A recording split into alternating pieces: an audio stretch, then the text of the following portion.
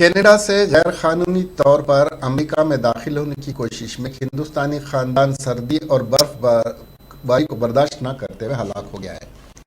ہلاک ہونے والوں میں 3 سالہ لڑکا بھی شامل ہے۔ یہ افسوسناک واقعہ جو 19 جنوری کو کینیڈا امریکی سرحد کے قریب مینیٹوبا میں پیش آیا، حال ہی میں منظر عام پر آیا ہے۔ مرنے والوں کی شناخت گجرات کے جگدیش بلدیو بھائی 39 سالہ اور ویشالی بین 37 سالہ، واہنگی 11 سالہ اور دھارمک 3 سالہ کے طور پر کی گئی ہے، جو شوہر، بیوی اور بچے بتائے گئے ہیں۔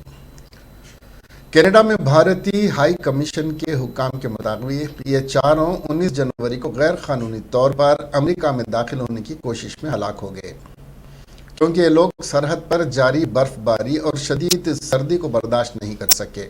حکام کو ان کی نعشیں سرحد سے 40 فٹ دور ملی ہیں۔